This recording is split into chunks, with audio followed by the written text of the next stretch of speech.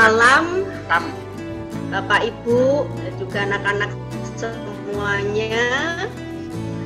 Ya, melihat wajah-wajah itu tanda sukacita, ceria, sehat, sejahtera gitu ya. Kita berharap untuk saudara-saudara yang lain yang belum bisa ikut gabung pun juga mengalami hal yang sama. Malam hari ini dalam rangka bulan keluarga, kita panitia mengadakan sarasehan dengan satu tema merawat kesehatan mental keluarga.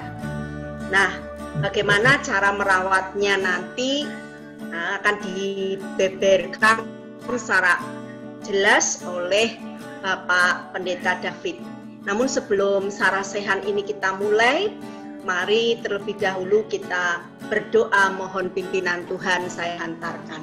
Kita berdoa.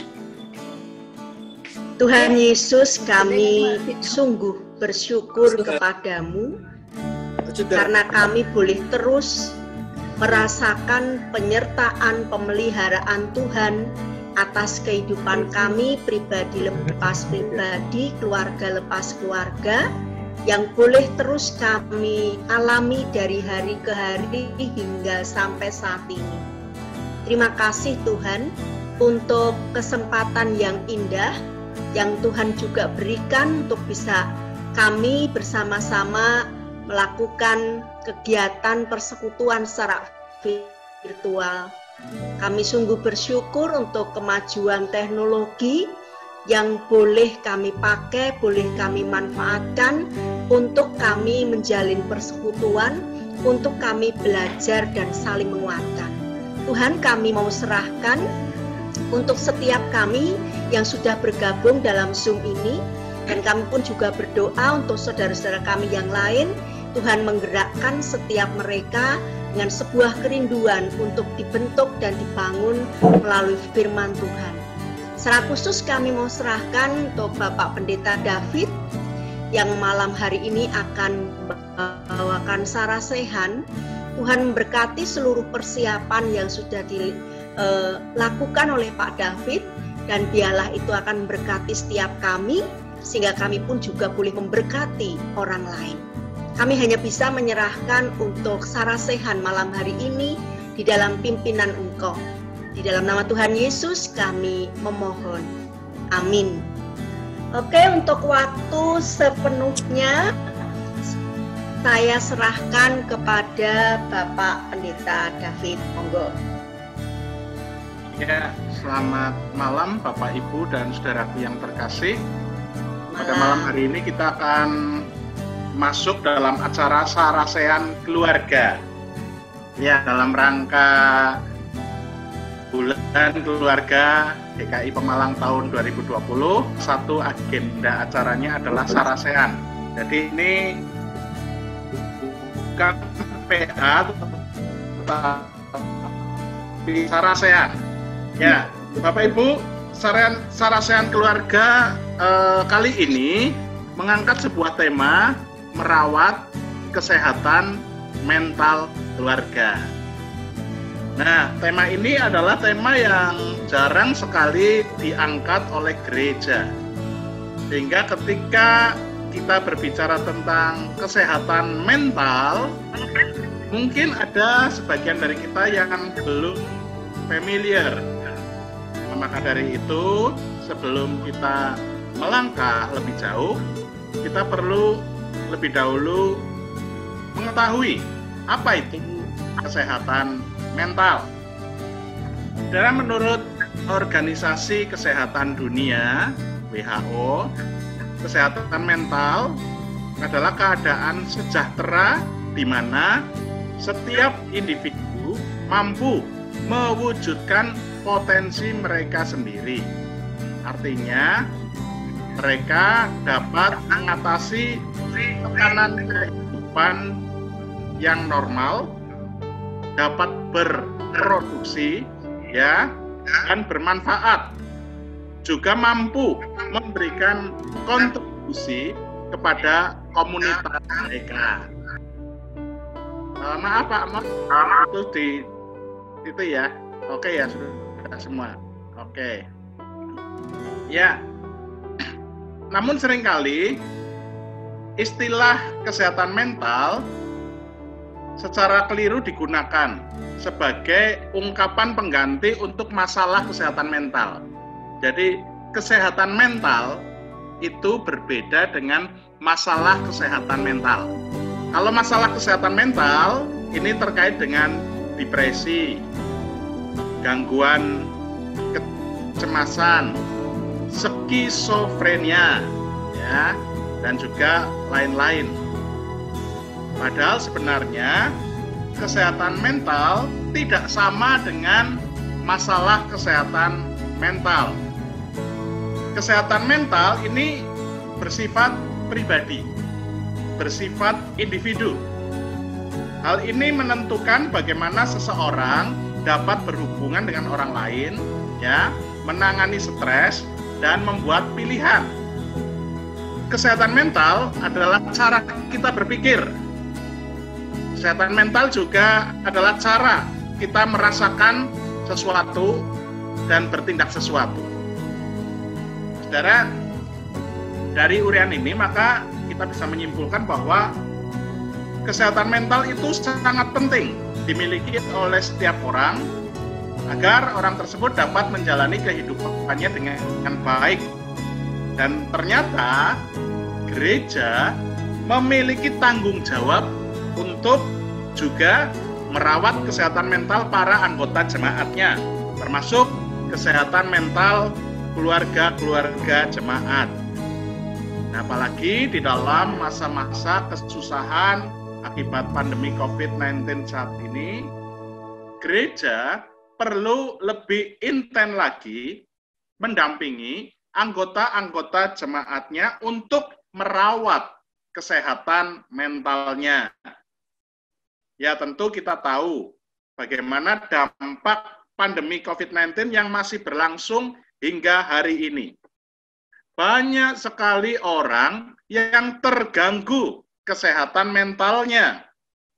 Ya, saat ini banyak orang ya yang terganggu kesehatan mentalnya karena ya mereka dibayangi oleh bayang-bayang kematian, dibayangi oleh bayang-bayang kemiskinan, ya, ada satu kecemasan, ya, diisolasi sedemikian rupa, dan pada akhirnya banyak orang yang mengalami kegelisahan, ya, akibat pandemi COVID-19 ini. Ya, saudara, tentu kita tahu begitu banyak berita buruk yang kita terima, membuat masyarakat cemas, ya, akan hidup kita, hidup keluarga kita, hidup orang-orang yang dekat dengan kita, juga kehidupan di dalam masyarakat ini. Ya, berita kan terus kita terima, beritanya medeni banget, gitu ya. Bahkan ini ya, Bapak Ibu, yang berita yang terbaru yang saya terima, harusnya saat ini kita bersyukur, ya, bergembira karena vaksin COVID-19 sudah mulai datang ke Indonesia. Ya, nanti Desember katanya sudah mulai divaksinkan ke orang-orang di garda depan, lalu awal tahun masyarakat luas sudah bisa mendapat vaksin. Ya, ini satu berita bagus, berita gembira. Tapi tetap saja ada berita-berita yang membuat banyak orang ketakutan akan vaksin itu. Ya, ada dokter kemarin saya ya dengar di sebuah media sosial. Dokter ini ya dengan teori-teorinya mengatakan bahwa vaksin ini berbahaya. Ya, ketika orang sudah divaksin ini, ya, maka akan lebih rentan lagi terkena COVID.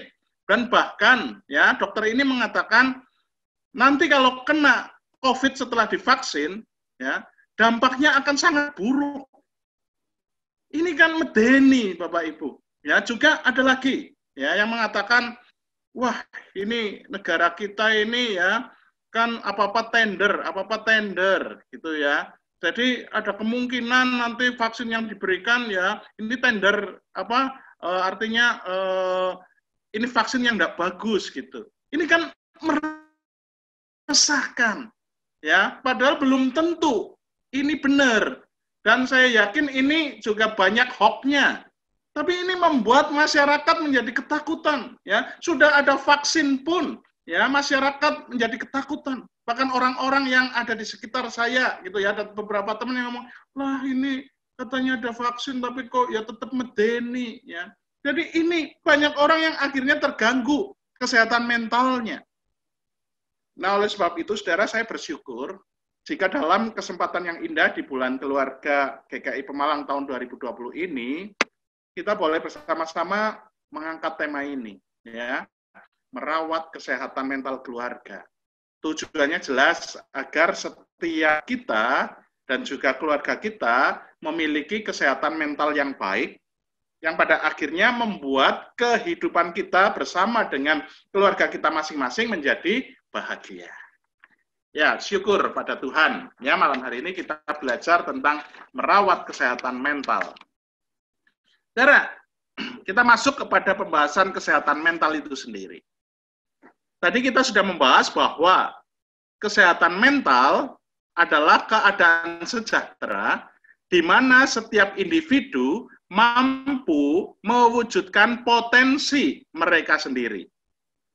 Secara lebih spesifik, kesehatan mental adalah kemampuan individu untuk menyesuaikan diri dengan diri sendiri, dengan orang lain, dengan masyarakat, dan juga dengan lingkungannya. Dan kemampuan ini ternyata berdampak pada terwujudnya hidup yang harmonis, dan juga kemampuan menghadapi masalah yang bisa sewaktu-waktu terjadi. Dengan demikian, seperti yang sudah saya katakan di awal tadi, kesehatan mental adalah aspek yang sangat penting di dalam kehidupan seseorang dan juga keluarga, bahkan komunitas yang lebih luas lagi. Nah, lalu saudara, konkretnya bagaimana? Artinya, bagaimana ciri-ciri seseorang yang memiliki kesehatan mental yang baik? Ciri-cirinya apa sih? Ya, orang yang punya kesehatan mental yang baik. Paling tidak, saudaraku, saya mencatat ada 6, ya. Ada 6 ciri seseorang memiliki kesehatan mental yang baik. Ya. Yang pertama, orang tersebut memiliki sikap positif terhadap dirinya sendiri. Ya, dia positif terhadap dirinya sendiri. Mengetahui serta menerima kelebihan dan kekurangannya. Menerima diri apa adanya. Ya, jadi kalau kita sudah bisa menerima, wah, aku ya kebaikanku seperti ini, kejelekanku seperti ini, ya bisa berdamai dengan diri sendiri. Berarti dia sehat mentalnya. Ya, karena ada orang yang ya sering ya merasa aku ini dulu ya anak yang tidak dikehendaki oleh orang tua. Aku ini ya hanya seonggok sampah ya, dari kecil aku dibully ya, merasa bahwa ini bukan siapa-siapa, ini adalah orang yang kotor, orang yang tidak diharapkan. Kalau kita punya perasaan seperti itu, berarti memang ya terganggu ya kesehatan mental kita. Atau sebaliknya, orang yang terlalu pede ya, wah merasa paling hebat, tidak pernah salah ya. Pokoknya dia ya merasa bahwa sedunia ini dia yang paling benar, paling hebat. Itu juga orang yang sudah terganggu kesehatan mentalnya. Tapi orang yang bisa menerima diri sendiri, ya kelebihan maupun kekurangannya, ya positif terhadap diri sendiri, berarti dia sudah sehat. Ya. Tapi saudaraku, ada ciri yang lain. Ya, ciri yang kedua adalah mampu mengaktualisasikan diri dengan baik, punya cita-cita dan bertumbuh ke arah cita-cita tersebut. Jadi dia mampu untuk mengaktualisasikan dirinya. Ya, dia punya cita-cita dan di dalam kehidupannya dia berusaha berjuang untuk mewujudkan cita-citanya. Ya, itu juga orang yang sehat mentalnya. Karena ada orang yang hidupnya sudah apatis. Karep apa maning? Ditanya, kowe sih karepe apa? Aku enggak punya keinginan apa-apa sudah. Ketika orang sudah tidak punya keinginan apa-apa, tanda tanya besar. Ya, apakah dia masih sehat mentalnya atau tidak? Ya, tapi orang yang sehat mentalnya pasti punya cita-cita.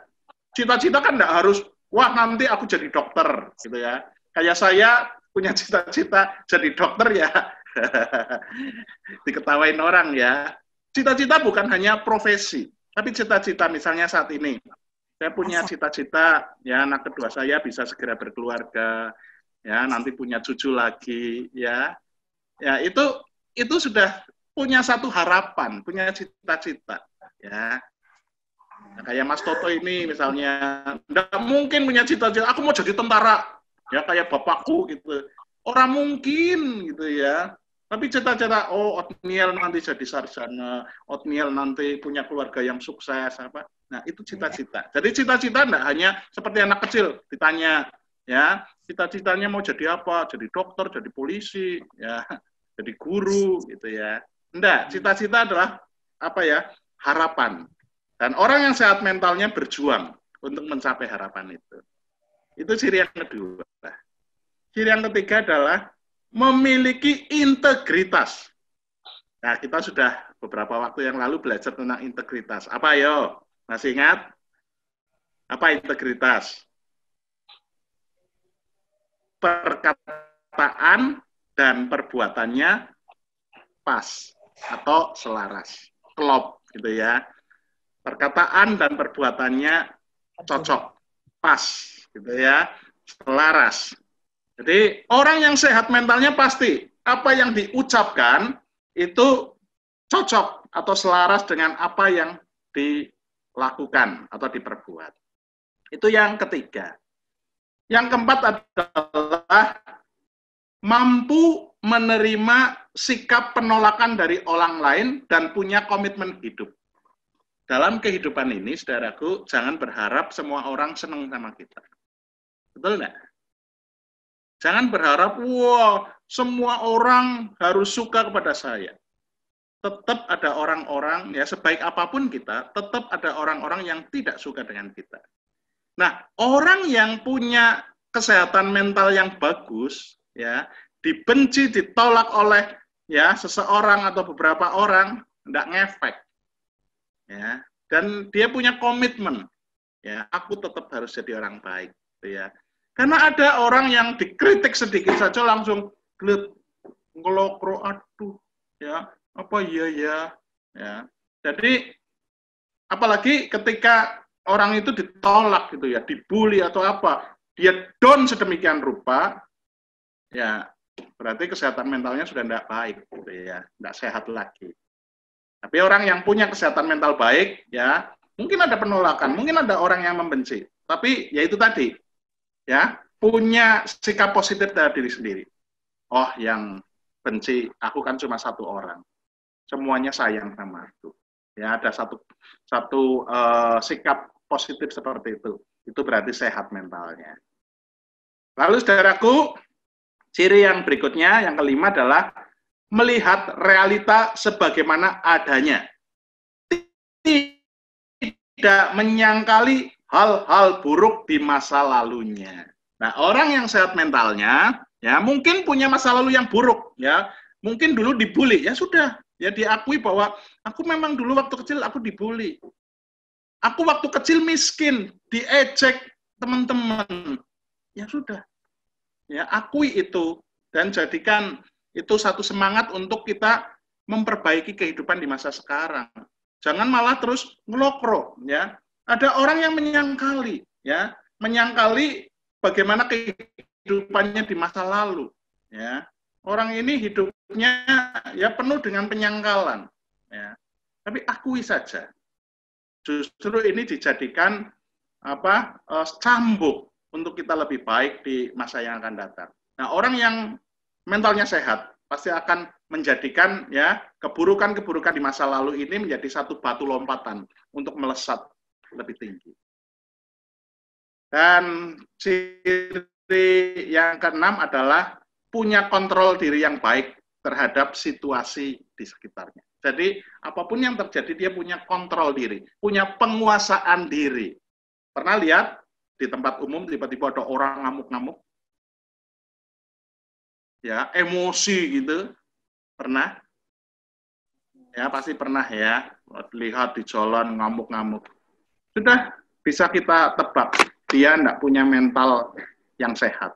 Ya, kenapa? Tidak bisa kontrol diri. Ya, seemosi apapun, kalau mungkin itu di tempat umum, dia bisa kuasai dirinya. Ya, jadi orang yang sehat mentalnya pasti, ya, dia punya kemampuan untuk penguasaan diri yang luar biasa. Nah, saudara, dari 6 ciri tersebut, kalau kita kaitkan dengan firman Tuhan, sebenarnya sudah ada di sana. Ya, 6 tadi ya, memiliki sikap positif dari diri sendiri, mampu mengaktualisasikan diri dengan baik, memiliki integritas, mampu menerima sikap penolakan dari orang lain, ya, melihat realita ya sebagaimana adanya, punya kontrol diri yang baik. Coba di Alkitab di ayat apa? Ya. Buah-buah roh. Buah-buah roh. Galatia. Galatia 5, 22, 23. 5, 22 sampai 23. Kasih, sukacita, damai sejahtera, kesabaran, kemurahan, kebaikan, kesetiaan, kelemah lembutan, dan penguasaan diri. Penguasaan diri. Oke, dapat voucher makan lagi ya.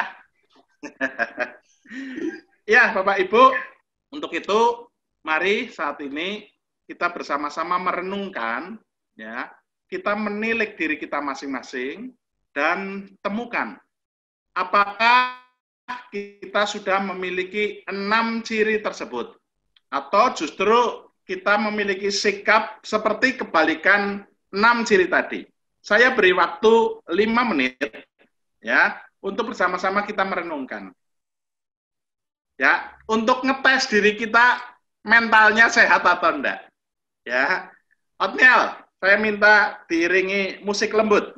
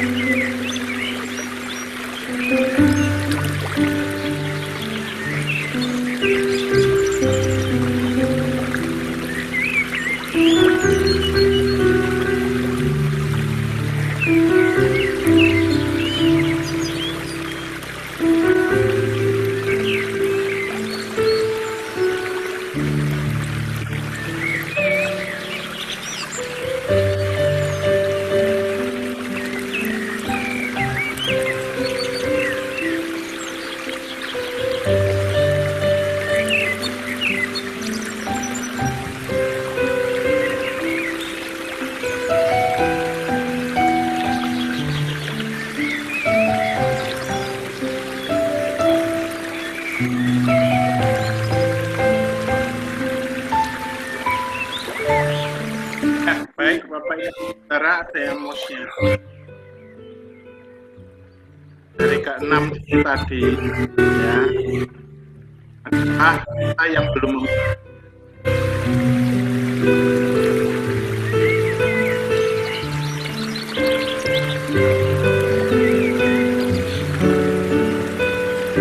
apakah kita sudah punya sikap positif terhadap diri sendiri, bahwa kita ini berharga di mata Tuhan. Apakah selama ini dapat aktualisasikan diri kita dengan baik? Kita punya cita-cita, kita punya satu harapan. Kita juga memiliki integritas yang baik. Yaitu kita bisa menyelaraskan apa yang kita ucapkan dengan apa yang kita perbuat. Kita juga mampu untuk menerima penolakan-penolakan dari orang lain. Apakah kita punya komitmen? Apakah selama ini kita melihat realitas bagaimana adanya, tidak menyangkali pengalaman-pengalaman buruk di masa yang lalu? Maka selama ini kita juga punya kontrol diri yang baik. Bagaimana, ada yang mau share?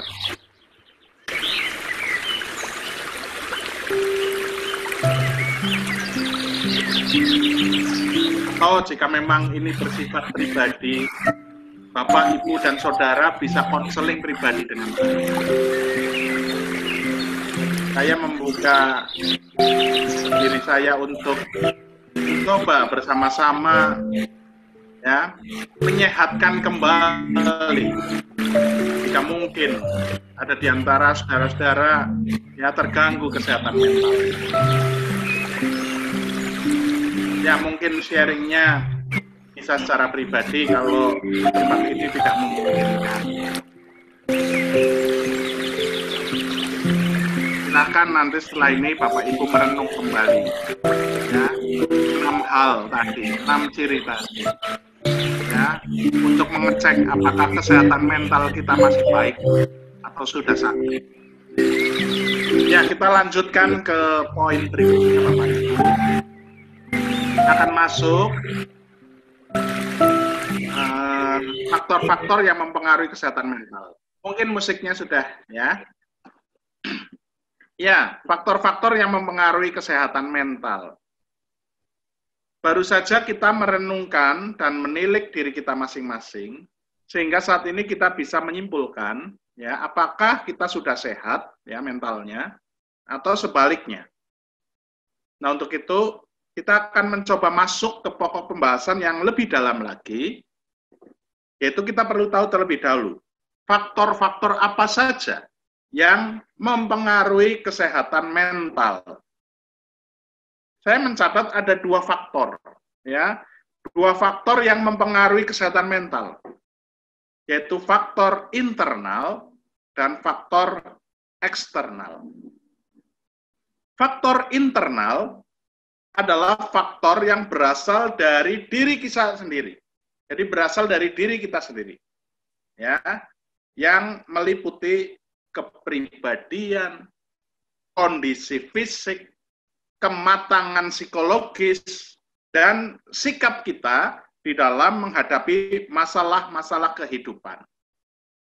Sedangkan faktor eksternal adalah faktor yang berasal dari luar diri kita, ya, yang meliputi keadaan ekonomi, ya, budaya, kondisi keluarga, kondisi lingkungan, kondisi masyarakat, bahkan ya kondisi di dalam komunitas keagamaan kita, termasuk ya kondisi kehidupan bergereja kita, juga dari lingkungan pendidikan, ya, dan juga keadaan-keadaan seperti bencana alam, kecelakaan, penderitaan, ya, kesusahan, ya, misalnya karena pandemi COVID-19 ini, dan masih banyak lagi.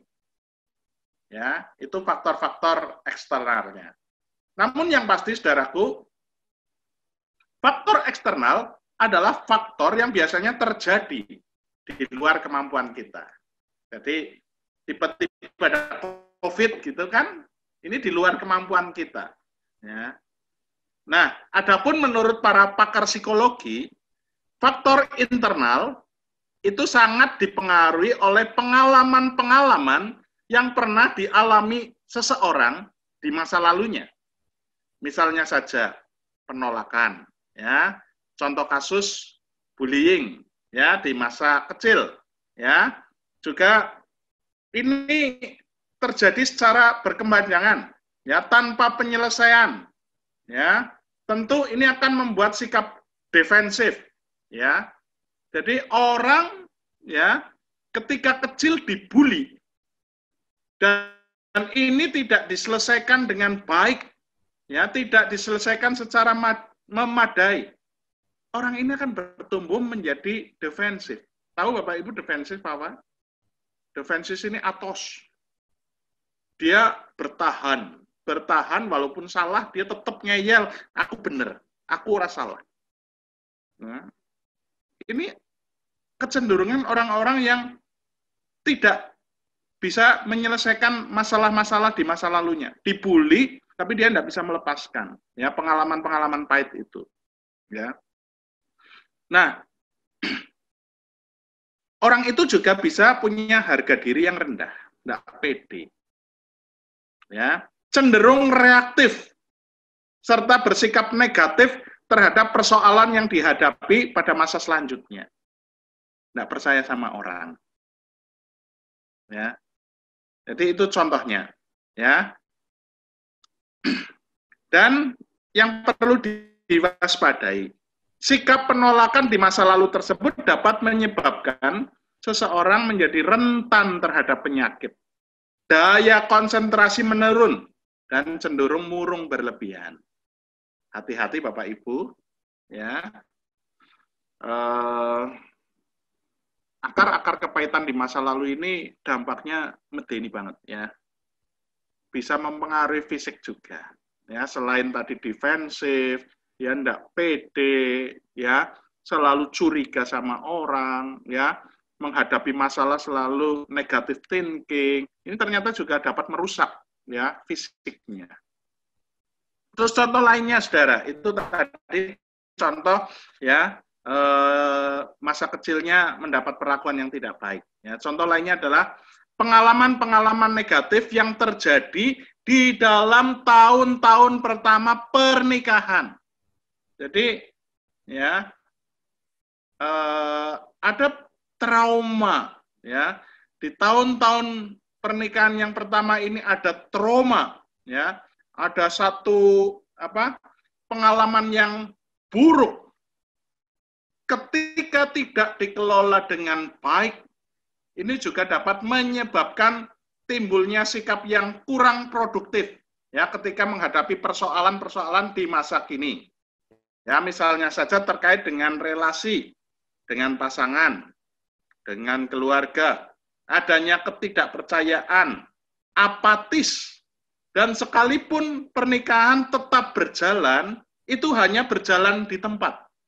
Monoton, ya, hanya menjalani sebagai sebuah kewajiban, ya, sebagai rutinitas belaka, ya. Padahal ironisnya, semakin bertambah usia pernikahan, semakin kompleks pula persoalan yang dihadapi.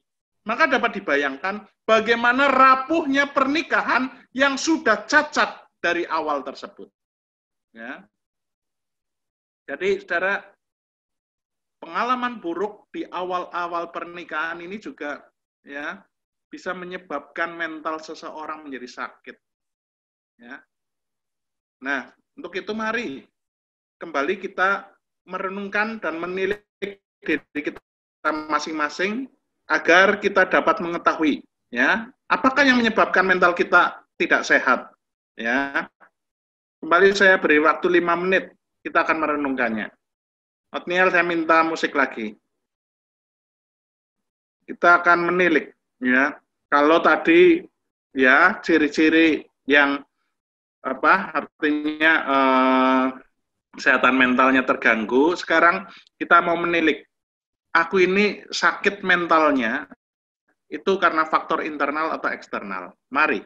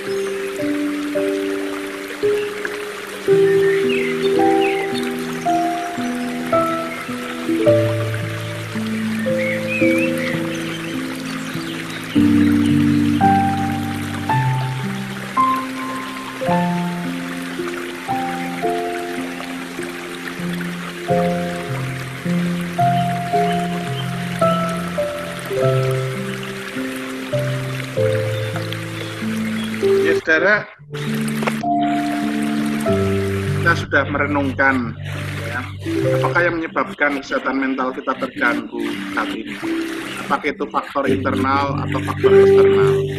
Ya mungkin saudara-saudara ya, kita tidak bisa share di sini, kembali saya membuka diri untuk konseling. Kita akan coba untuk menyembuhkan gangguan kesehatan mental yang mungkin ada, baik itu dari faktor internal maupun eksternal. Ini paling tidak ketika kita tahu biang keroknya, ya, faktor kesehatan mental kita terganggu itu dari faktor internal atau eksternal, akan lebih gampang untuk disembuhkan. Jadi mari kapan saja silahkan hubungi saya. Akan mencoba untuk membenahi, memperbaiki dan menyembuhkan gangguan kesehatan mental yang mungkin kita alami. Kita masuk ke poin berikutnya. Ini adalah pemulihan kesehatan mental. Ya, saudara, dari pembahasan kita tadi, kita sudah mengetahui bagaimana ada banyak dampak buruk bagi seseorang atau bagi keluarga yang terganggu kesehatan mentalnya. Oleh sebab itu, perlu adanya pemulihan kesehatan mental agar kehidupan yang dijalani oleh seseorang atau oleh keluarga ya ke depannya dapat semakin baik.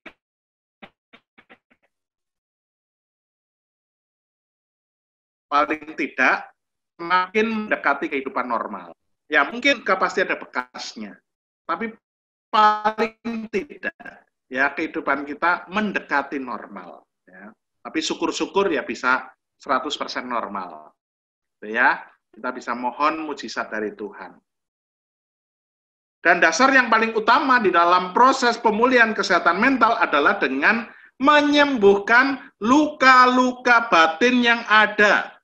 Secara khusus penyembuhan luka-luka batin di masa kecil ataupun di masa-masa yang lampau, termasuk ya luka-luka batin di awal-awal pernikahan kita.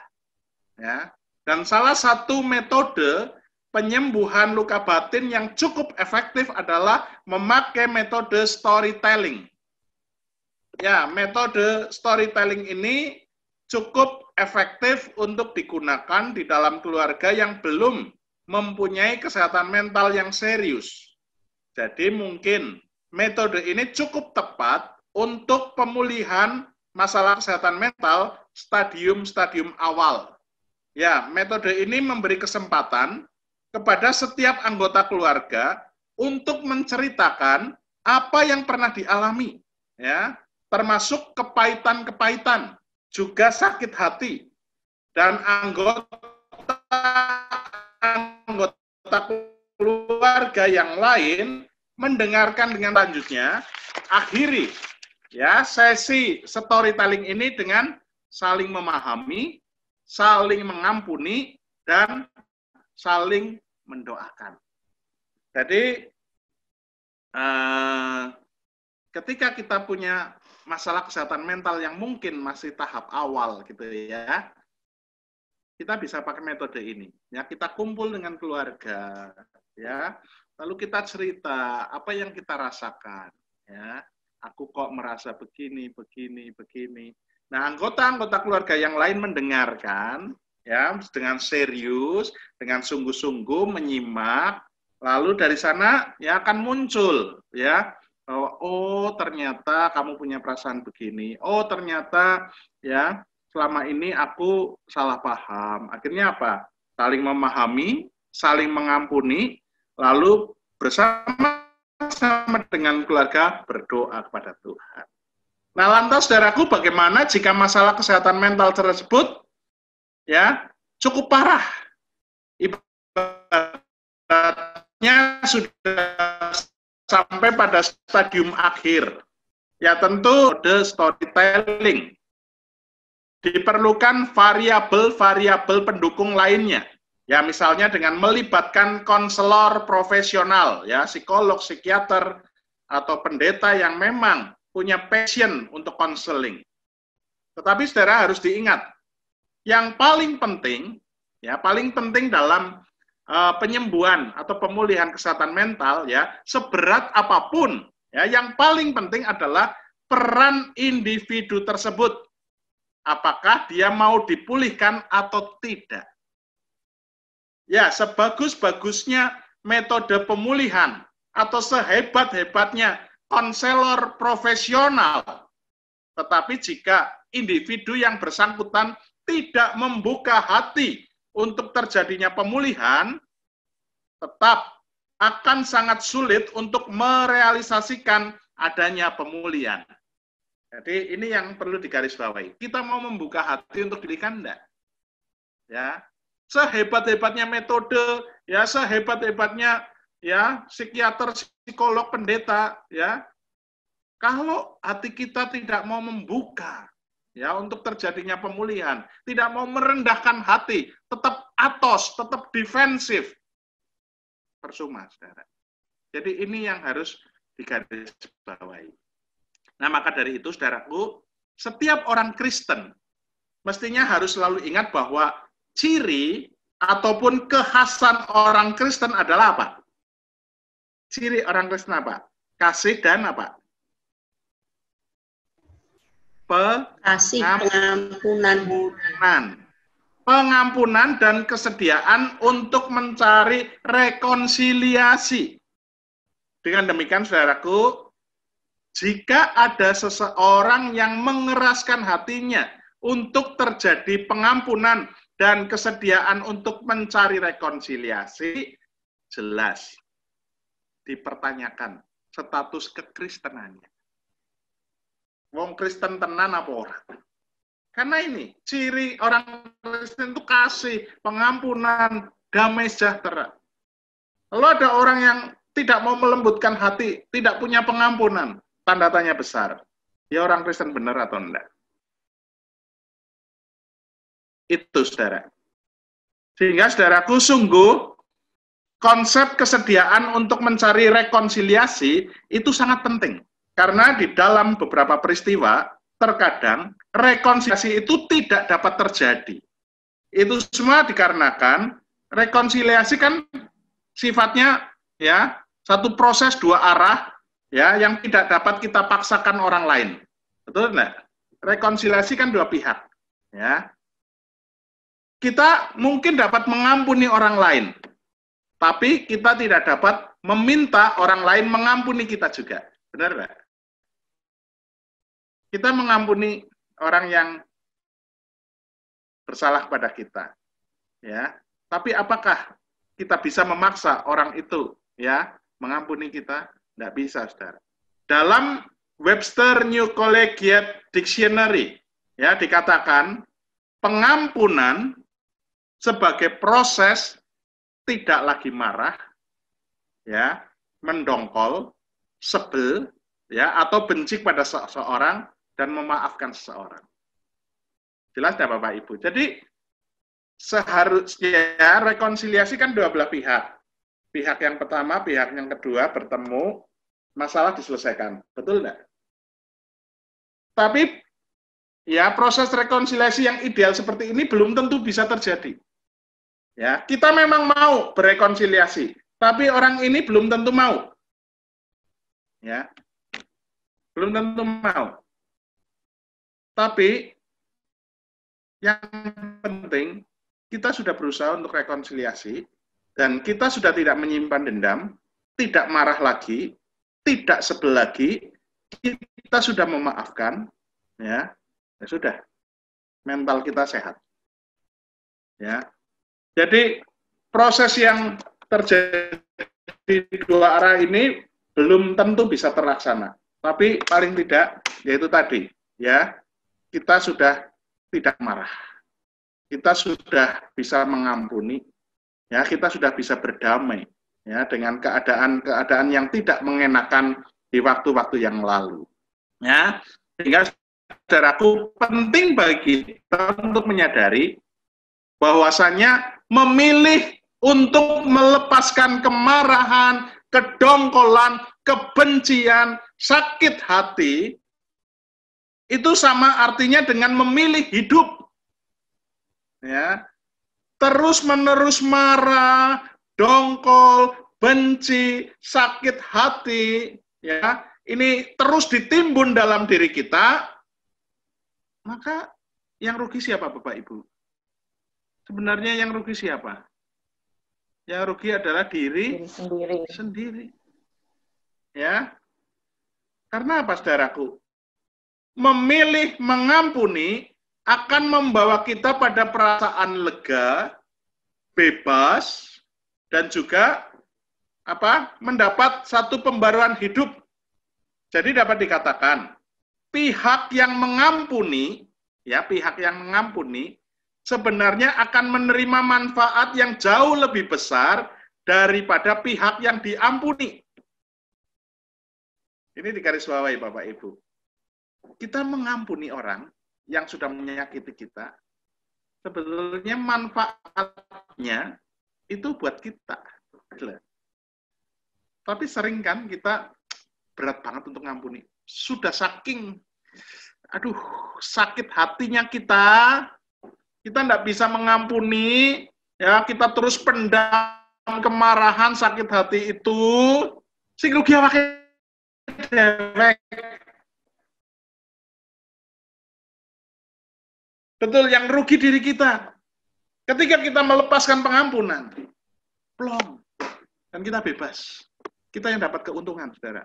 Nah, dari kesadaran yang seperti itu, mestinya seberat apapun masalah kesehatan mental yang dialami dapat diatasi dan dapat dipulihkan dengan baik. Itu, Bapak Ibu. Seberat apapun, ketika kita sudah bisa melepaskan pengampunan, ya, melepaskan akar kepahitan, ya, mental kita akan sehat lagi. Baik, kita masuk ke poin berikutnya adalah peran keluarga dan juga peran gereja di dalam merawat kesehatan mental keluarga.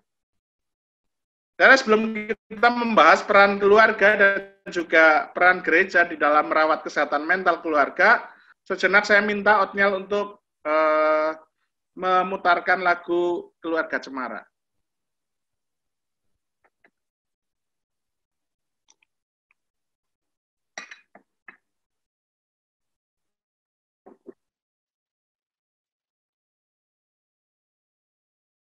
Boleh nyanyi dalam hati kita masing-masing.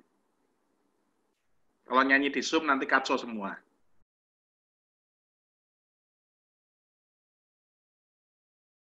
Ayo kita nyanyi dalam hati. Ini mana musiknya?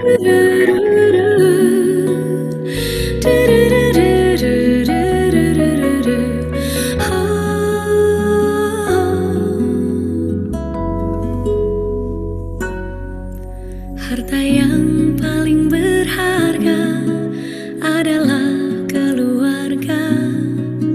Istana yang paling indah adalah keluarga. Puisi yang paling bermakna adalah keluarga. Mutiara tiada tara adalah keluarga. Selamat pagi Emak, selamat pagi Abah. Mentari hari ini berseri indah. Terima kasih Emak, terima kasih Abah, untuk tampil perkasa bagi kami putra-putri yang siap berbakti. Merinding saya dengar lagu ini. Di pohon. Tuh kan, Mak. Ya. Cuman nggak penting. Nah, dari salah satu lirik Pohon yang barusan kita dengar ini, katakan harta yang paling berharga adalah keluarga. Ya. Nah, lirik ini, saudara, mengingatkan kita betapa pentingnya peran keluarga di dalam kehidupan manusia. Ya, bahkan seorang aktor, ya, yang bernama Michael J. Fox, pernah dengar? aktor yang bernama Michael J. Fox, ya, dia pernah berkata, pentingnya keluarga dalam menjaga kesehatan mental bukan hanya penting, tetapi adalah segalanya. Jadi di dalam kesehatan mental, ya, keluarga ini segalanya. Tidak cuma penting, tetapi segalanya. Yaitu semua karena setiap orang pasti membutuhkan keluarga sebagai tempat untuk pulang, sekaligus tempat untuk berlindung. Melalui dan di dalam keluarga, setiap orang mestinya bertumbuh dalam kedewasaan pribadi maupun kedewasaan iman, serta juga kepada terwujudnya kesehatan mental. Ini menjadi hal yang sangat penting untuk diperhatikan, karena terkadang orang melaksanakan segala sesuatu selalu dikaitkan dengan agama. Tetapi apa, saudara? Buah-buah yang dihasilkan ternyata jauh dari ajaran-ajaran agamanya. Contohnya, ya saat ini, ya di kehidupan kita, ya orang selalu bicaranya agama. Bahkan di negeri ini, agama menjadi sesuatu yang sangat sensitif. Semua membela agamanya. Tapi saudaraku, apakah kelakuannya sudah sesuai dengan ajaran agamanya? Ya, dengan kata lain, saudaraku, banyak orang yang jatuh pada praktek keagamaan yang legalistis, ya, yang kadang justru bertentangan dengan ajaran kasih, ya, juga termasuk bertentangan dengan ajaran-ajaran agamanya. Jadi pada dasarnya, kesehatan mental dalam prakteknya mestinya ya dikerjakan oleh keluarga sendiri sebagai sebuah tanggung jawab bersama. Apalagi sebagai keluarga-keluarga Kristen yang mestinya sudah paham betul tentang dasar-dasar kehidupan berkeluarga. Demikian pula gereja. Gereja ini kan sebagai sebuah persekutuan keluarga. Mestinya juga mampu mewujudkan pendekatan yang holistis, ya, atau pendekatan yang menyeluruh dalam upaya merawat kesehatan mental anggota-anggota jemaatnya. Dalam beberapa survei, saudaraku, ternyata gereja menjadi salah satu penyumbang kesehatan mental yang besar bagi anggota jemaat. Sumbangan tersebut datang dari berbagai fungsi ritus dan kelompok yang ada. Misalnya saja, program pendampingan pasutri, ya, ceramah dan diskusi terbuka, layanan pastoral dan konseling, termasuk sarasehan seperti yang kita lakukan malam ini. Ini satu program yang luar biasa sebetulnya. Ini program yang bagus. Ya, kalau Bapak Ibu berminat, ya, kita bisa lanjutkan program ini, ya. Pendampingan keluarga, pendampingan pasutri, ya, kelompok-kelompok kecil gitu ya. Nah, manfaat dari semua program tersebut sangat besar. Ya, antara lain menyediakan kebutuhan untuk membarui rasa percaya dasar, basic trust, ya, yang dibangun melalui ibadah dan perayaan-perayaan gerejawi. Membangun kebutuhan dasar rasa memiliki, sense of belonging, ya, yang diperoleh melalui keterlibatan penuh di dalam aktivitas gereja. Juga membangun komitmen bersama di dalam menemukan kebutuhan akan makna hidup. Dan tak kalah pentingnya, saudaraku, membangun pengalaman yang transenden, yakni persekutuan dengan Allah melalui doa dan melalui simbol-simbol lainnya, misalnya pengakuan dosa. Ya. Dan itu semua pada dasarnya, ya, ritus ataupun liturgi gerejawi, ini adalah sarana pelayanan pastoral, tetapi sifatnya umum.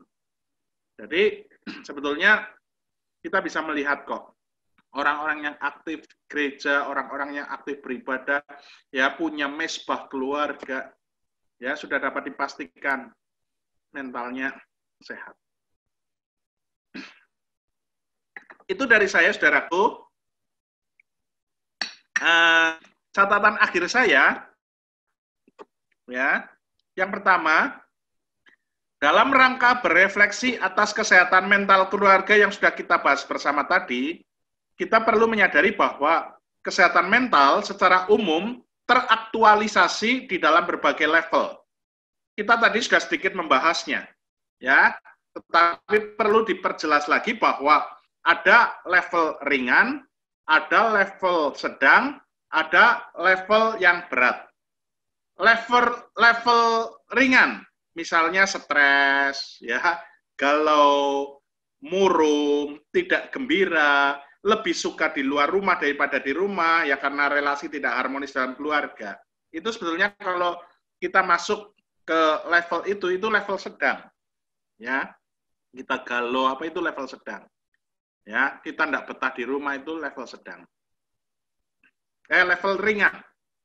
Nah, level sedang, ini misalnya tawuran remaja, penyalahgunaan narkoba, punya pil atau will, ya, punya pria idaman lain atau wanita idaman lain, masalah ekonomi, ya, ini levelnya level sedang.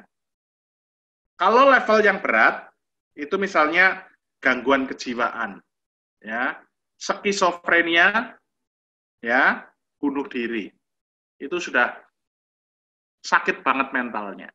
Kalau cuma sekedar stres itu masih ringan, galau itu ringan, ya. Masalah ekonomi yang membuat keluarga bundat itu levelnya sedang. Tapi kalau sudah sakit jiwa, ya, terus sudah mau bunuh diri, itu sudah level berat. Nah, saudara, catatan yang kedua adalah pada dasarnya setiap level tidak boleh kita anggap remeh atau sepele. Karena seperti penyakit kanker, level-level tersebut bisa naik ke level yang lebih tinggi jika tidak segera diatasi dengan baik. Tetapi yang terutama harus dimiliki oleh setiap individu untuk memulihkan kesehatan mentalnya adalah seperti yang sudah kita bahas tadi, yaitu apa? Kemauan dari diri sendiri untuk dipulihkan. Jadi itu dasar utama. Mau enggak kita dipulihkan? Ya. Selanjutnya, variabel-variabel yang lain yang mungkin diperlukan untuk mendukung pulihnya kesehatan mental tersebut. Ya. Yang penting kita dulu, baru kalau memang butuh profesional, ya kita lakukan itu. Kemudian catatan akhir saya yang ketiga adalah keluarga dan gereja memiliki peran yang sangat penting dalam merawat kesehatan mental. Itu catatan-catatan dari saya, Bapak Ibu, dan ini ada rancangan program untuk kita diskusikan. Jadi, mengingat pentingnya merawat kesehatan mental, secara khusus merawat kesehatan mental keluarga, kira-kira program apa yang dapat kita lakukan dan apa yang perlu kita siapkan. Nah, ini ada 2 poin. Yang pertama, bagaimana kita buat satu program merawat kesehatan mental dalam keluarga. Apa yang kita persiapkan? Itu di lingkup keluarga. Lalu di lingkup gereja. Ya. Program apa yang kira-kira dapat kita buat dan persiapan-persiapan apa saja untuk merawat kesehatan keluarga anggota jemaat. Ada 2 ya Bapak Ibu. Mari didiskusikan. Jelas enggak pertanyaannya? Merawat kesehatan mental. Ulangi, Pak. Ya. Ulangi. Yang pertama kita kan tahu betapa pentingnya merawat kesehatan mental keluarga. Ya. Nah, kira-kira kita bikin program apa dan apa persiapannya? Nah, itu ada 2. Satu di rumah, di keluarga, dan satu di gereja. Jadi kalau di rumah, di keluarga kita, kira-kira program apa yang dapat kita lakukan untuk merawat kesehatan mental keluarga, persiapannya apa saja. Di gereja juga, kira-kira gereja perlu bikin program apa untuk merawat kesehatan mental anggota keluarga atau anggota jemaat. Persiapannya juga apa. Jelas? Bikin program. Program di rumah maupun program di gereja.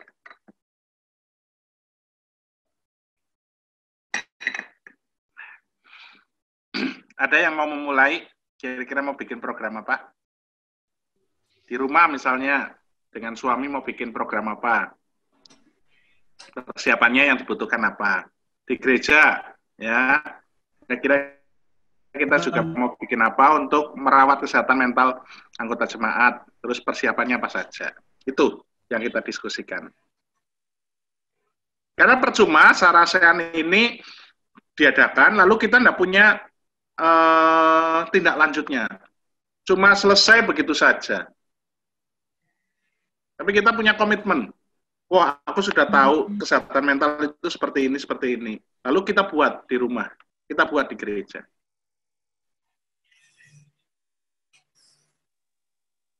Mari, ada yang mau mulai? Pak Asel dulu mungkin, yang buat untuk ini. Saya sedikit mau memberikan pandangan. Ya, silakan Pak Asel. Menurut saya, kesehatan mental itu, masalah tentang kesehatan mental itu bisa dialami oleh semua orang. Ya, betul. Ya. Jangankan jemaat, pendeta saja bisa stres. Ya. Dan itu banyak juga pendeta yang stres, para pemimpin yang stres. Saya sedikit mengulas bahwa itu semua bukan berasal dari Tuhan, pasti. Kalau bukan berasal dari Tuhan, berarti itu masuk dalam kategori tipu daya iblis. Ya kan? Iblis itu menyerang kita melalui pikiran dan perasaan. Di mana banyak orang di zaman modern ini semakin egonya semakin tinggi. Antara suami istri, antara karyawan, lawang anak saya saja, kakak adik, hampir setiap hari mesti tukaran. Itu kan karena ego masing-masing. Masing-masing merasa benar, masing-masing merasa butuh diperhatikan, butuh ya dimengerti, dan lain sebagainya. Jadi kalau menurut saya, kalau acara di gereja itu hanya penunjang, ya, karena waktu kita mayoritas ada di rumah kita masing-masing, apalagi di tengah suasana pandemi saat ini. Jadi kalau gereja mengadakan acara, itu hanya penunjang, kalau menurut saya. Usul saya itu yang pertama ya kita harus berdamai dulu dengan diri kita sendiri. Kalau saya mau sharing, saya juga pernah dibully, bahkan saya pernah masuk, foto saya itu masuk di cover tabloid kriminal. Gila enggak itu, Pak? Gila enggak? Saya masuk koran sering masuk koran. Pada saat itu saya cukup banyak dekat dengan wartawan ya, cukup sering rilis berita. Tapi ini gila, saya itu diisukan membawa lari uang paguyuban itu 60 miliar. Wow. Edan kan. Uang paguyuban, saya sama Pak Ketua itu diisukan lari. Lah saya ngomong sama Pak Kapolres, kalau saya membawa lari uang 60 miliar, itu yang dirugikan siapa? Wong nggak usah 60 miliar, 6 miliar tapi 600 juta aja pasti ada yang gembor-gembor. Lah ini yang merasa dirugikan itu siapa? Kok bisa ada isu seperti itu? Itu kalau saya mau dendam, pastilah dendam. Kalau saya mau kick balik, pasti saya bisa. Saya tahu orangnya yang cari gara-gara, yang maksudnya mengisukan sampai ketua paguyuban dipanggil polisi segala macam, saya yang ngadepin semua. Cuma ya solusinya berdamai dulu dengan diri sendiri.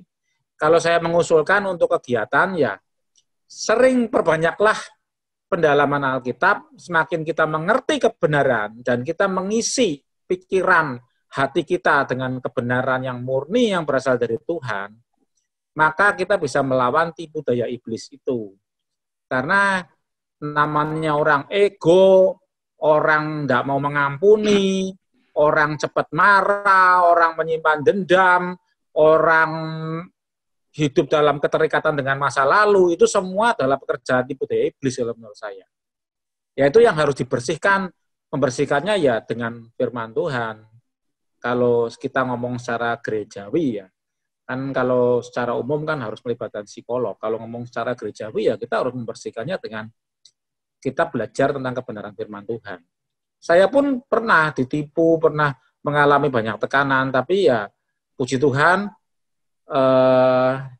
kemauan saya untuk belajar tinggi, sehingga pada saat itu saya juga justru menenggelamkan hidup saya dengan belajar dan baca-baca buku yang baik ya tentang kebenaran firman, dan akhirnya hidup kita bisa dimerdekakan. Yang bisa memerdekakan itu ya kebenaran firman itu.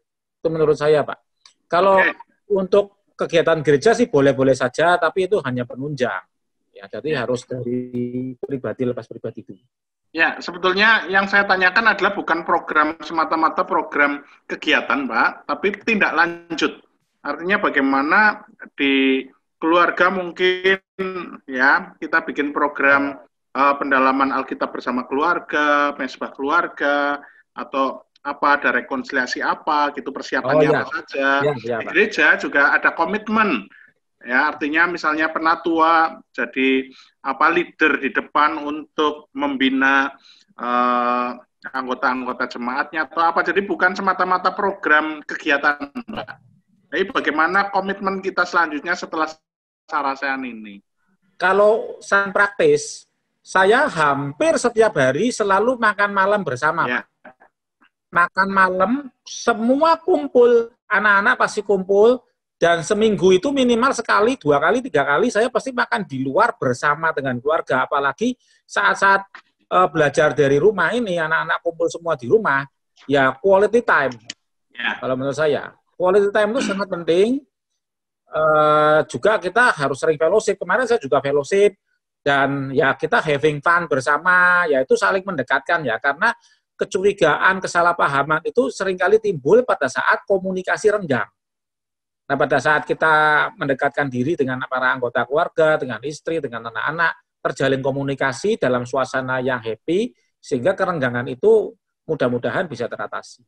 Ya. Kalau di gereja, saya sangat setuju dengan program kafe KD itu cukup membantu. Karena kan kita bisa jagong bareng, ngobrol bareng, mangan, bayar dewek-dewek, enak, sudah. Jadi nggak ada yang terbeban, ya kan, kalau misalnya, ayo, kesini lah, yang ngejai kan mesti traktir lah. Kalau kumpul di gereja, ada kafenya kan mangan bayar dewek-dewek. Nah itu, enak itu. Sayangnya kan pandemi nggak bisa. Oke, terima kasih Pak Sael. Ada yang lain, Bapak Ibu yang mau share atau mau urun-urun rembuk? Mari.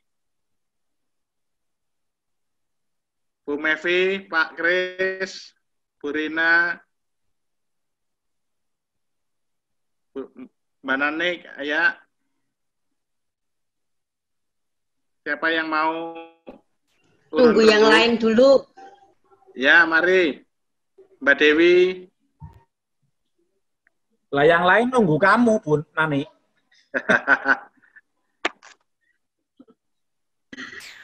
Ya, Chandra. Kalau yang lain saya, ya wes saya dulu. Ya. Ya, bagus sekali sih ya materi yang kita bisa dapatkan saat malam hari ini. Mungkin bagi sebagian kita itu sebuah penyegaran, atau mungkin bagi sebagian kita itu sesuatu hal yang baru gitu ya.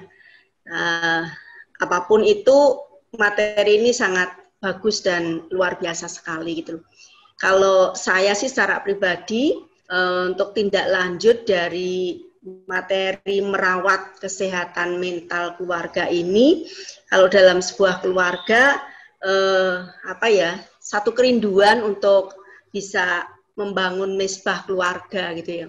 Dulu waktu anak-anak kecil ya sampai Otnel SD itu kita saat teduhnya masih bareng gitu ya. Mereka bangun gasik sekali gitu. Tapi setelah SMP dan semakin ke sini, wah susah sekali untuk bisa memiliki kesempatan bersaat teduh bersama. Akhirnya ya sudahlah, masing-masing yang penting bisa menikmati waktu teduh, mengawali hari bersama dengan Tuhan. Nah itu berarti sudah hampir 4 tahunan ya, saya tidak bisa merasakan bareng-bareng ya mengawali hari ya, karena masing-masing punya jam tidur yang berbeda, jam bangun yang berbeda. Itu jadi sebuah kerinduan. Kemudian cara yang lain, selain Misbah Keluarga tentunya seperti tadi Pak Asahel Happy Fun gitu ya. Jadi kegiatan-kegiatan yang menimbulkan kesukaan bagi keluarga. Ya, refreshing kecil-kecilan atau kegiatan kecil-kecilan. Kalau kami terakhir-terakhir ini lagi semangat-semangatnya nyepeda gitu ya, goes gitu ya. Kemudian nanti mampir ya entah itu Medang di mana gitu ya. Kita istirahat, kita bisa menikmati keindahan alam, kita bisa cerita-cerita gitu ya. Itu bisa kita tumbuh kembangkan untuk kita bisa saling menyupport satu dengan yang lain. Dan terlebih ya itu tadi harus komunikasi yang baik sehingga masalah tidak dipendam sendiri, entah pasangan, entah itu anak, sehingga ada kesempatan untuk berbagi, untuk sharing, sehingga beban itu menjadi beban bersama yang bisa ditanggung bersama, sehingga kalau nanggung sendiri kan abot gitu ya. Tapi kalau nanggung bersama itu akan jadi terasa lebih ringan. Itu kalau dalam keluarga. Kalau di dalam gereja, untuk bisa menindaklanjuti materi yang sudah kita dapatkan saat malam hari ini, kita di sini cuma beberapa keluarga, hanya beberapa orang saja. Meskipun makalah itu sudah di-share oleh Pak David ke grup informasi dan grup-grup yang lainnya, tetapi itu tadi, apakah dibaca gitu ya? Kalau dibaca itu masih mending, ada sesuatu yang bisa diterima gitu ya.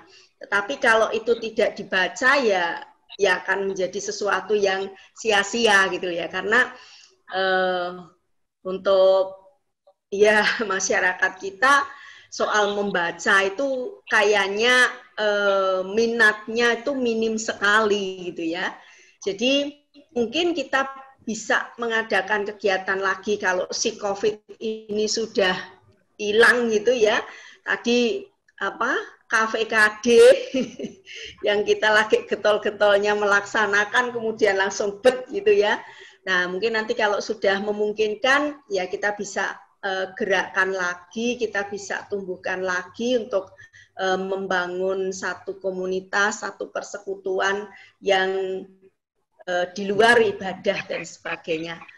Jadi mungkin ke depan, ya kalau sudah memungkinkan, kita bisa mengadakan sarasehan atau pembinaan secara onset gitu, kita bisa kembali angkat tema ini sehingga yang menerima, mendengar itu lebih banyak lagi. Itu dari saya, terima kasih. Yang lainnya monggo, saya sudah. Ya, mari yang lain. Pak Kris. Ayo Pak Kris.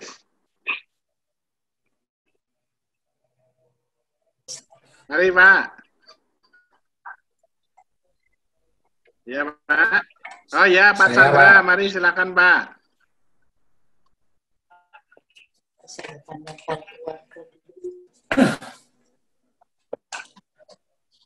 Ada suara. Saya tertarik dengan suatu. Ya Pak Chandra. Saya tertarik dengan suatu iklan. Ya.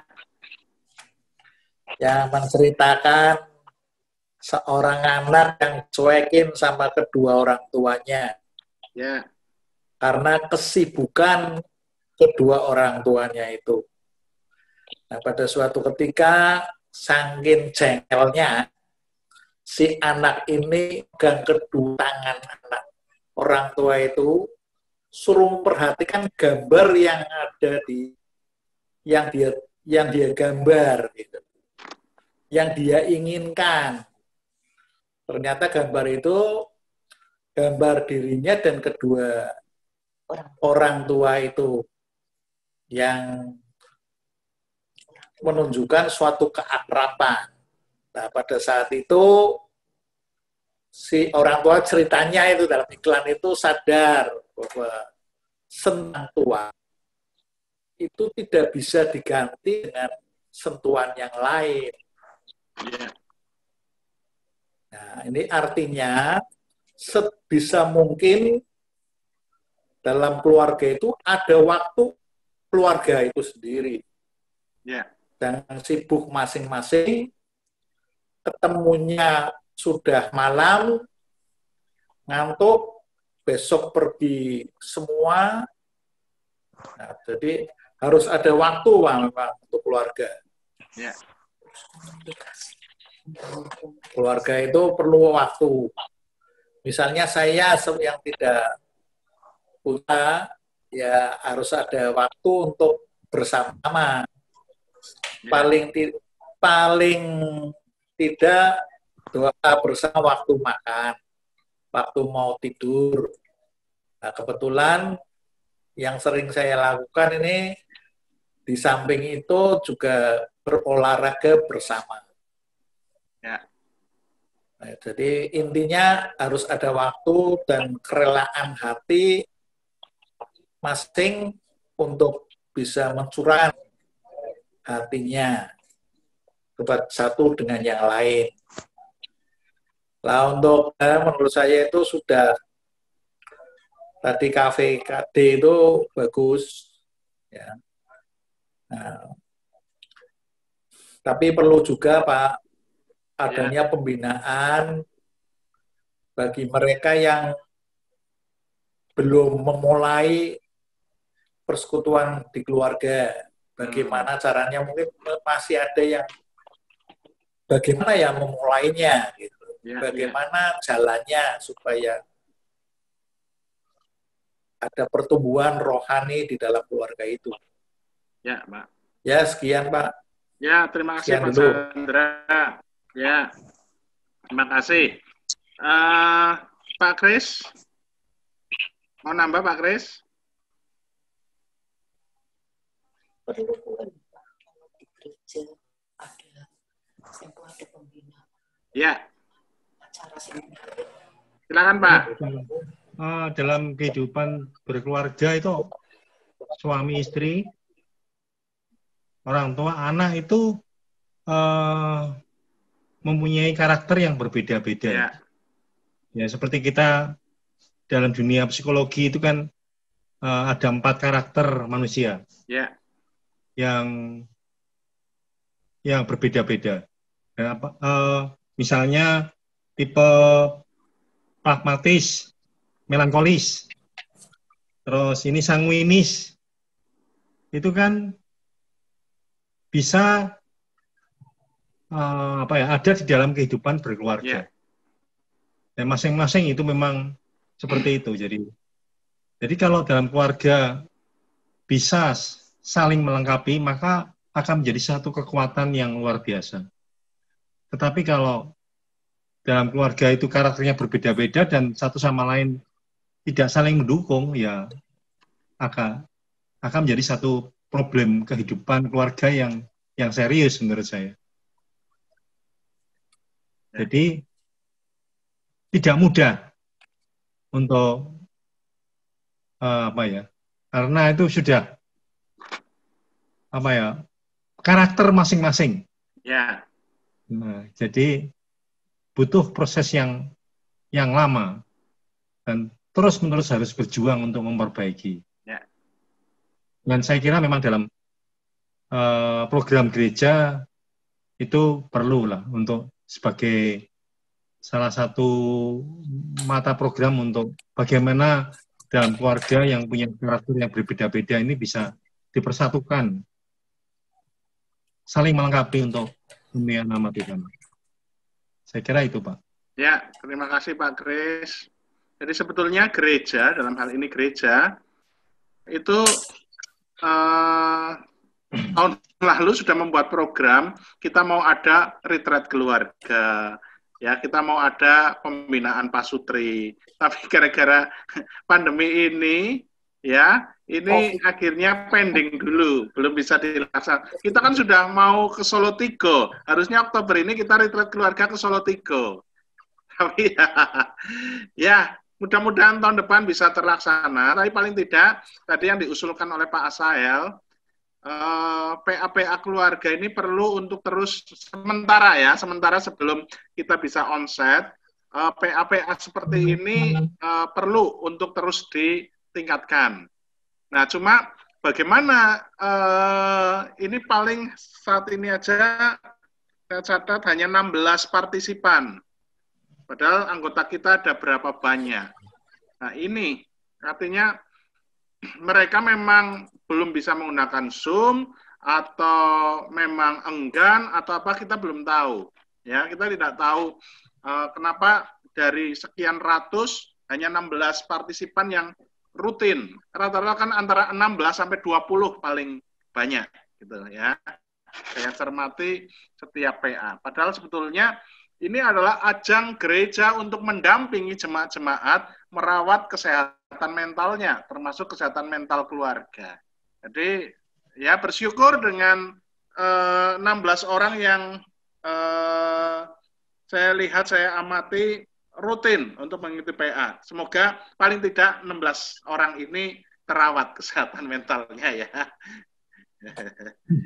Ya, mungkin ada yang lain, Bu Mevi mungkin sebagai penutup. Ya, saya hanya menambahkan saja, seperti apa yang tadi dibilang Pak ACL, betul ya, quality time dengan keluarga itu sangat perlu. Ya, saya lakukan ya, paling kita makan bersama. Ya, saat ini hanya anak saya satu di rumah. Ya, kami sering makan bareng di luar bersama, ataupun ya olahraga senam tai chi juga bareng.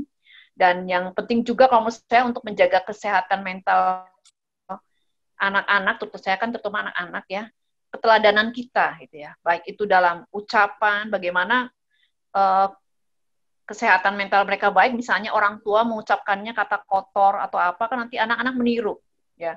Begitupun dengan misalnya baca firman atau apa, saya sering-sering ya baik ke Ferdi apapun ke Steffi, udah baca Alkitab belum, udah doa tuh belum, itu sering saya lakukan, itu untuk menjaga mental mereka. Sedangkan untuk yang program di gereja, udah dikatakan Pak David tadi, retret keluarga, saya mau mengatakan retret keluarga, pembinaan pasutri itu juga sangat baik untuk pembinaan mental keluarga kita bersama untuk program gereja. Itu saja. Terima kasih Bu Mevi. Semoga di tahun depan ketika badai ini bisa berlalu, ya, gereja sudah bisa melaksanakan tanggung jawabnya untuk merawat kesehatan mental anggota-anggota jemaatnya. Namun sementara sebelum badai COVID ini berlalu, biarlah dimulai dari keluarga, kita bentuk mesbah keluarga, kita perbanyak family time, ya, karena betul-betul masa-masa saat ini ya kita lebih intens bertemu dengan keluarga, ini tentunya patut kita syukuri, ya. Begitu, mari kiranya sarasehan malam hari ini tidak berlalu begitu saja, tapi betul-betul kita hayati dan kita berkomitmen untuk merawat kesehatan mental diri kita dan juga merawat kesehatan mental keluarga kita. Tuhan memberkati kita semua. Amin. Mari saya kembalikan ke Bu Nani. Ya, terima kasih Pak David yang sudah memberikan pencerahan untuk kita semua pada saat malam hari ini. Satu hal yang harus terus kita ingat, bahwa kalau saya sih secara pribadi berpikir selalu top line and bottom line gitu ya. Jadi Tuhan sudah mengasihi kita, Tuhan sudah memulihkan kita, Tuhan sudah mengampuni kita, tentunya itu tidak hanya berhenti untuk diri kita sendiri, tetapi kita pun harus bisa mengasihi, harus bisa memulihkan, harus bisa mengampuni. Sehingga dengan demikian ya kita pun juga dimampukan untuk bisa merawat kesehatan mental keluarga kita, merawat kesehatan mental saudara-saudara seiman yang lainnya. Kiranya Tuhan Yesus yang akan terus menolong dan juga memampukan kita. Nah, untuk mengakhiri kegiatan ini, saya minta Pak David tutup doa sekaligus doa syafaat. Kita berdoa untuk saudara-saudara kita yang sakit. Ada Bu Yoto, ya, kemudian yang lainnya ada Om Pratikno, kemudian Pak Dr. Broto. Mungkin dari saudara-saudara ada yang sakit bisa disampaikan sehingga bisa dimasukkan ke dalam doa syafaat. Ya, monggo Pak David. Ya, mari Bapak Ibu kita satu di dalam doa. Kami bersyukur Tuhan.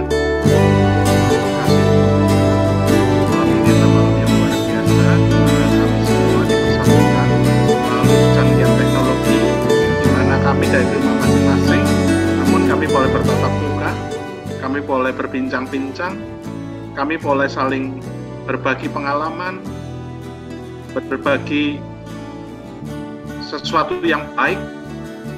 Biarlah melalui sarasean pada malam hari ini, kami semakin dimampukan untuk memiliki kesehatan mental yang baik, baik diri kami sendiri maupun kesehatan mental keluarga. Dengan demikian, maka kehidupan kami, termasuk juga kehidupan keluarga kami masing-masing, boleh berjalan dengan baik. Damai sejahtera boleh kami miliki. Juga di dalam kehidupan bergereja, kehidupan bermasyarakat, semua boleh kami jalani dengan baik. Terima kasih Tuhan untuk waktu yang indah pada malam hari ini. Saat ini Tuhan, kami mau menaikkan syafaat kami Tuhan. Terkhusus saat ini kami mau berdoa untuk saudara-saudara terkasih kami yang sakit Tuhan. Kami mau berdoa untuk Ibu Yoto. Juga kami teringat untuk Om Pratikno. Juga untuk Bapak Dr. Broto yang saat ini sedang sakit. Biarlah Tuhan yang akan memberkati mereka. Tuhan yang akan tolong mereka. Dan Tuhan yang akan menjamah mereka. Sehingga mereka boleh sehat dan pulih kembali. Juga untuk orang-orang yang saat ini terpapar virus COVID-19 Tuhan. Biarlah Tuhan diri yang memulihkan mereka, Tuhan yang akan mendampingi mereka sehingga mereka boleh sehat kembali. Tuhan, Kau tahu bagaimana keadaan kami saat ini.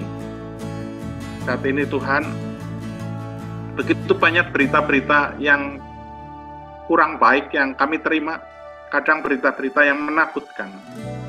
Biarlah kami tetap kuat bersama dengan Tuhan. Kami tidak digoyahkan iman kami oleh berita-berita tersebut, tapi justru kami boleh semakin kuat di dalam iman kami, menyerahkan kehidupan kami seluruhnya dan seutuhnya kepada Tuhan, percaya dan mempercayakan seluruh hidup kami hanya kepada Tuhan. Kau sendiri akan memberkati setiap kami Tuhan, memberikan kekuatan, kesehatan, berkat yang melimpah, kecukupan-kecukupan di dalam hidup kami.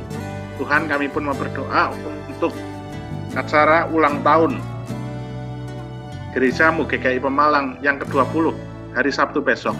Biarlah seluruh persiapan Engkau berkati sehingga semuanya boleh berjalan dengan baik, dan kami sebagai gereja dewasa boleh semakin dewasa, semakin bisa menjadi berkat bagi banyak orang. Biarlah kami terus memancarkan sinar kasih Tuhan kepada setiap orang.